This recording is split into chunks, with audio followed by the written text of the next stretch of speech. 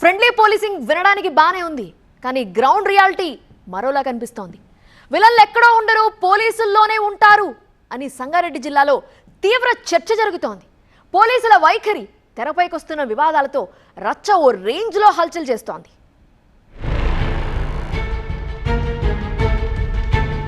Public place లో మద్యపానం నిషేధం.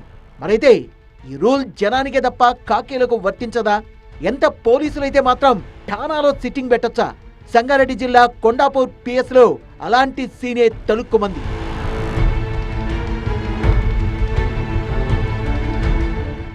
కొండాపూర్లో ఓ గల్లీ రెండు కుటుంబాల మధ్య లొల్లి పెట్టింది.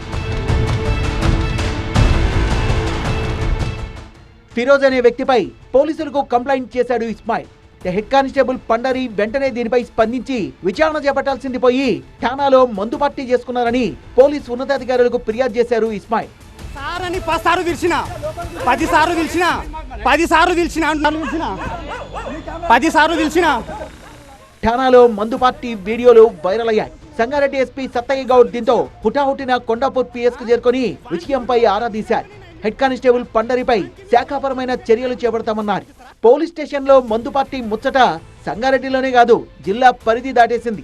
మా జిల్లాలో ఇలాంటి పోలీసింగ్ ఏంటంటూ జనం అవాక్కవుతుండగానే ఇంకో వివాదం తెరపైకొచ్చింది.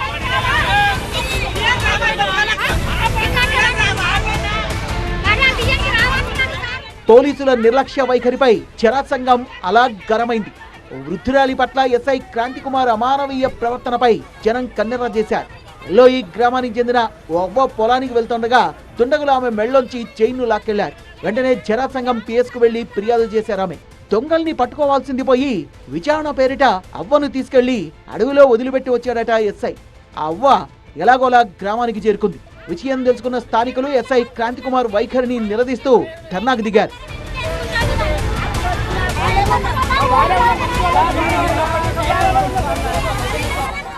బాధితురాలు ఫిర్యాదు చేస్తే ఫిర్యాదును తీసుకోకుండా నిందితులకు సహకరించినట్లుగా మాట్లాడే తీరు ఎస్ఐది కూడా సరిగ్గా లేదు. ఈరోజు ఈ విధంగా జిల్లాలో అనేక చోట్ల అనేక పోలీస్ స్టేషన్లో నిందితులకు సపోర్ట్ చేసేటట్లుగా పోలీసులు వ్యవహరిస్తుంది తప్ప దొంగల భరతం పట్టాల్సింది పోయి ఫిర్యాదుదారుల్నే వేధిస్తారా? ఇదేం పోలీసింగ్ అని ప్రశ్నిస్తున్నారు స్థానికులు. సంగారెడ్డి జిల్లాలో పోలీసుల వైఖరి చూస్తుంటే భయమేస్తోందని వాపోయారు.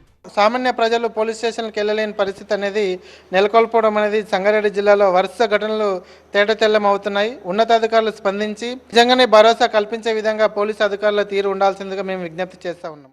ఇదేనా ఫ్రెండ్లీ పోలీసింగ్ అంటే? సంగారెడ్డి జిల్లాలో జరిగిన సీరియల్ ఘటనలు అలాంటి అనుమానాలకే తావిస్తున్నాయి. ఠానాలో మందు పార్టీని ఎంజాయ్ చేయడాన్ని ఏమనాలి? ఫ్రెండ్లీ పోలీసింగ్ సరే, అసలు పోలీసుల తీరు చూస్తుంటే వీళ్ళు రక్షక భటులేనా అనే డౌట్ వస్తోందంటున్నారు సంగారెడ్డి జిల్లా వాసులు.